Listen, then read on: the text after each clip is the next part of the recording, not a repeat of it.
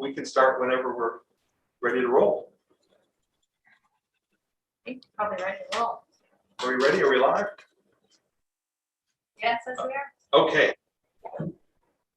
All right, thank you. Well, I'd like to call this meeting of the Madison Public Schools Policy Committee meeting to order. It is 6:30. We have two big items for discussion. The first policy that we're proposing for revision is policy number 3240, non-resident admission and tuition fees. This is in your packet. The proposed changes to the non-resident tuition policy include shifting the tuition payment schedule to better align with the district's trimester model, a slight language adjustment regarding the base tuition rate, and an adjustment for the staff tuition rates. And with that intro, I'd like to open it up for discussion or further clarification. Dr. Cook, do you just want to give us a brief? Yeah, I'd be happy Why to. you brought this to us today? So the first two items were really cleanup, and then the last piece was we looked at our tuition rate that we were charging employees and looked at some other towns around us, so to bring that more in line with what they pay. But as the board is also aware, we do charge full tuition for someone from outside of Madison that comes in a district. And we have some students taking advantage of that, and felt that there was a huge difference between that amount and what a staff member would pay with 10 years or more. We still, feel like this is a great option for our employees to have and be very attractive to them. But we just felt it was. I asked in particular and had a conversation with policy previously that I felt in particular the 10% after 10 years of service was relatively on the low side of what I'd seen before and what I think is fair to both the district and the employee. So we were looking to do that. I do want to point out we would grandfather everybody that's currently under the previous policy, because I do think that's in fairness as well, because they've made this determination to bring their child to Madison based on what the rates were at that time, and they would continue to go up as our per pupil cost goes up, but did not feel it was right to kind of bring an additional charge on them. So we're going up to 10%, is that what you said? We go from 10% to 30% for the 10 years or more. And how many grandfathered students are there, and how many total, or just, I guess, how many total students are taking advantage of this tuition program?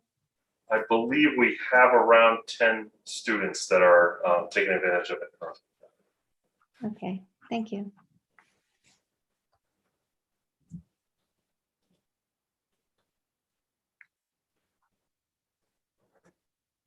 I'm fine with that, Emily. I don't have an issue with it, that if we needed to okay something. Thank you. I agree, Violet. It makes sense. It still seems fair and in line with other districts. So I appreciate that. I have other comments. All right, well then we'd like a motion to move this forward to the full board for our first reading at our next board meeting.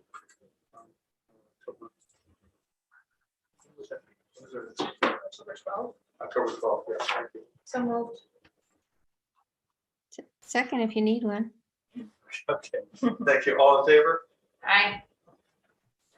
Opposed? Motion carries to nothing. Thank you. The second group of policies is more or less a block, and these are policies proposed for technical revision. I'll just read out the numbers, then we can discuss each one. Policy number 1330, use of school facilities. Policy 1360, school volunteers, student interns, and other non-employees. Policy 1160, possession of deadly weapons and firearms. Policies number 1370, 4118.1, 5020.1, non-discrimination policies. Policy number 2240, retention of electronic records and information. policy numbers 4116.1, 5120.4.2.4, sex discrimination and sexual harassment policies. And finally, one concerning transportation, that's policy number 3541.5. And it's my understanding that these are mostly language revisions as opposed to substantive changes. Yeah, what I would say is for the most part, you've touched all these policies very recently. In fact, some were, extremely recent, like a few months ago. And we've had some minor updates recommended from Shipman that either deal with COVID, when you talk about use of school facilities or school volunteers, or are clarification, updates on different phone numbers, things of that nature, really small transactional changes. And so what we were hoping to do is bring them forward as a block and have a discussion with the board as we've moved to this, having one meeting a month, potentially a presentation type meeting, that we won't have as many business meetings and did not want policies to get hung up, especially when they're kind of minor changes of nature. So maybe have a discussion at the board meeting, the potential to waive readings when we come to policies like that, policy changes like that. Which seems to be a good idea to, particularly for minor changes, expedite the process. But that would be a discussion item for the full board to make that determination. We have, so these policies are long and involved, and we have changes in the packet. Do we have any general questions about any particular questions on different policies? I have one question that might be answered elsewhere, but just policy 2240. How was the definition of public records revised? It looks like, so we're revising this policy because special session Public Act 21.1. I'm just curious, and that is right now in the policy, I take it? To me, what it's changing is it's including board members and volunteers who use our email service to I see. make sure they're included as part of record retention. And that's a change.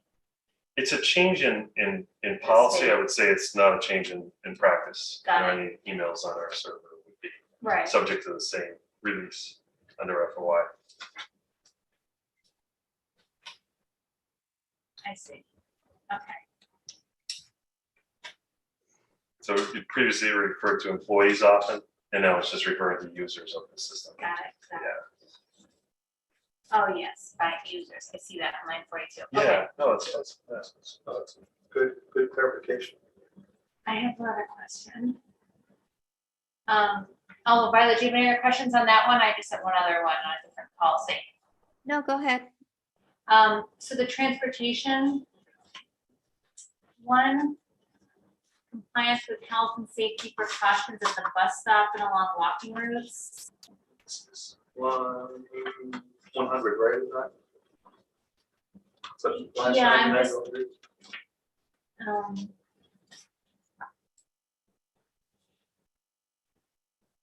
Was there nothing there before about behavior on the bus? Or the bus, I guess it's more about outside the bus that we're adding to it, is that right? Behavior at the bus stop and while they're walking to school is now included? Yeah, which is really, again, practice, so we have dealt with in the past issues on walking routes or at the bus stop or before, because it impacts the school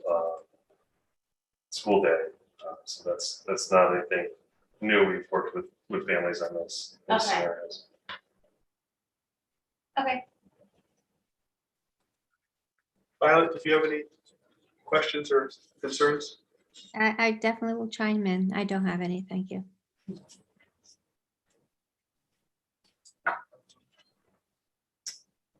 Well, in that case then, I'd like a motion to forward this block of policies to the full board for first reading on October 12th. so I have question, can we, at what point could we, if we wanted to, skip the subsequent readings? And just say, because these are minor revisions, Right. when do we need to make that decision? Well, that's a good question. I mean, the question I have is, I think it seems to me like a question for the full board to talk about, Okay, as opposed to something to be determined in committee, but could we make a recommendation from the policy committee that sure. I don't know, Violet, do we think that the policy committee recommends that we bring these to the board at the next meeting for a third and final reading, given that these are minor revisions? We've done that in the past. Yeah, Okay, Significant. And also the fact that we are probably not going to be able to squeeze in three readings prior to our November date. yeah, We probably want to finalize what is lingering amongst Good us point. as a 9, group theme. And also I think it's pretty likely that Greg could tell us if that procedure is not permitted. I would assume it is because we've done it before. Yeah. So if we can skip a reading, he would certainly let us know. But I think it's in our best interest to tie up all the lingering policies. yeah, that's a very good additional point. yeah, great, that's a great point. So maybe we should amend the motion or make a motion to include with the recommendation to waive the first and second readings and vote on it directly. So moved. Second, Violet, do you second that? Absolutely. there we go. With conviction. All right, motion carries. And with that, we're at the time and place where we invite public comments. If there are any policy mavens out there, we will. Mr. Chairman, I do have one hand. One moment, please. Thank you.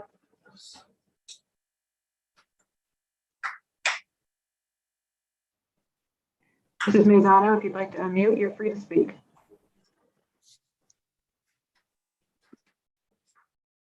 Hi. Can you hear me? Yeah, hi, Christine. Yes, we can.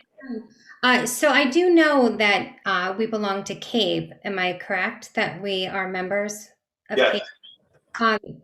There is a program, if you will, that CABE runs for a very nominal fee that will look at our policies and our bylaws and then review them and then come back with proposed changes. So that may be something that we can look into if that's in need. We are so lucky to have Mooney as our attorney, and he just sifts through everything for us. So we're pretty fortunate to get it right from him. Yeah, he's wonderful. I agree. And he actually anticipates some of the issues that might come up, and we have targeted those. So I'm aware of the CABE program. I'm sure everyone else on the panel is as well. But if we can have the education guru attorney take a look at it, I think that's in our best interest as well. Absolutely. I agree with you 100%. Okay. Thank you. Yeah, thank you. Thank you.